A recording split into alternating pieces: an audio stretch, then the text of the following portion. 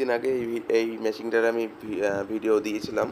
So এই মেশিনটার video বানাতে একটু লেট হয়ে গেছে, যার কাস্টমার বাড়ি ছিলেন না।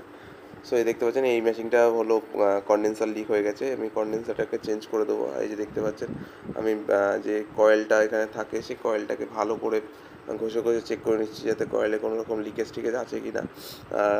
দেখে নিলাম যে লিকেজ আছে কি না, সব লিকেজ ছিল না। আর এই দেখতে পাচ্ছেন আমি কুলিং কয়েলটা কনডেন্সার কয়েলটাকে বসিয়ে দিয়ে এবার দেখবেন আমি এখানে সুন্দর করে ঝালাই করে দেবো যাতে কোনো রকম লিকেজ না থাকে। এই দেখতে পাচ্ছেন আমি কীভাবে ঝালাই করছি।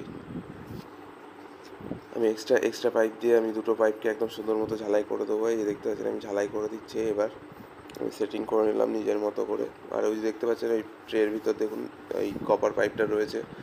আর এই যে দেখতে পাচ্ছেন এটা অনেক পুরোনো মেশিন। আর কী কোম্পানি সেটাও বলে দিচ্ছি আপনাদের, এটা ওয়ার্লপুলের অনেক পুরোনো মেশিন। আর এই যে দেখতে পাচ্ছেন আমার এই ঝালাইটা করা কমপ্লিট। আমি ভিডিও দিয়ে টেনে দেখিয়ে দিলাম। এবার আমি ড্রায়ারটা ঝালাই করে নেবো। ঝালাই করার পর আমি ভ্যাকুয়াম করে গ্যাসটা চার্জ করে দেবো।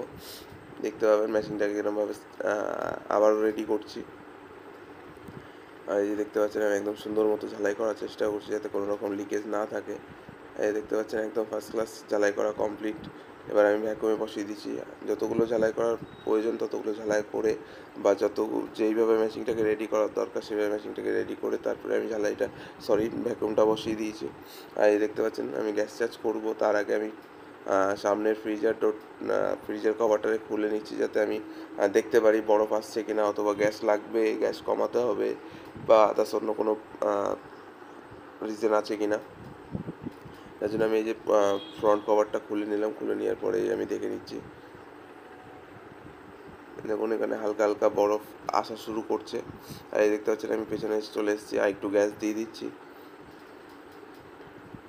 এই দেখতে পাচ্ছেন কনডেন্সার এটা ভেতরে ছিল অথবা বডির ভেতরে ছিল, যেটা দেখা যায় না। সেটা তো ভেতরে হয়ে গেছে, সেটা সিল হয়ে গেছে, সেটা আর বের করা যাবে না। যার জন্য আমাকে বাইরে দিয়ে কনডেন্সার ফিট করে আমাকে মেশিন আবারও অন করতে হচ্ছে অথবা চালাতে হচ্ছে।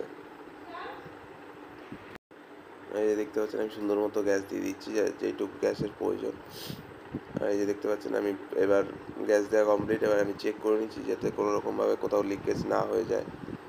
আর এই দেখতে পাচ্ছেন একদম কুলিং কয়েলে একদম দেখুন বরফ চলে এসেছে। আমি হাত দিয়ে দেখিয়ে দেওয়ার চেষ্টা করছি আপনাদের।